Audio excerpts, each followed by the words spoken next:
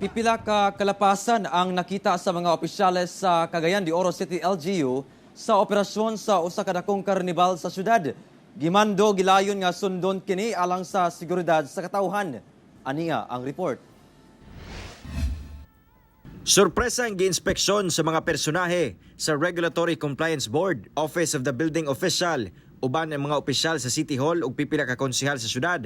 Ang usa ka dakong carnival nga anaa nag-operate sa Pimentel Road, Cagayan de Oro City. Tumong sa mong inspeksyon nga masuta kung luwas ang mga rides ug kung misunod kini sa pulisya ug ordinansa sa syudad. So atong gi-check ang durability sa ilang mga kuan. Okay man, sakta na mo. So all observation are well taken. No? So tanan, even the health protocol, compliant yun, kinahanglan compliance. Nakatakda sab nga magbutang ang RCB ug inspectorate team sa mong carnival. Kauban ang kokpo aron masiguro ang kaluwasan sa mga tawo nga mosuri sa lugar. And then pangitaan og vaccination card. Importante kayo kay aron ang atong vaccination drive medyo mo paspasab.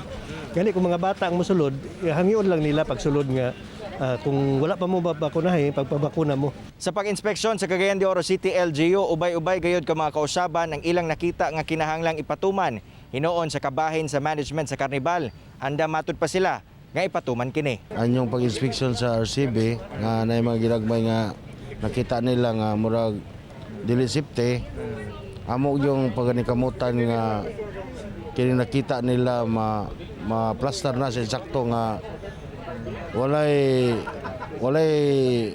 katarungan nga kanang naay problema maabot.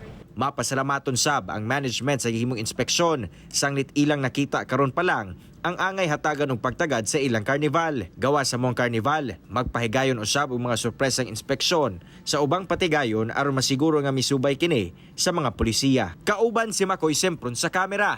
Ako si Cyril Chavez para sa One Mindanao.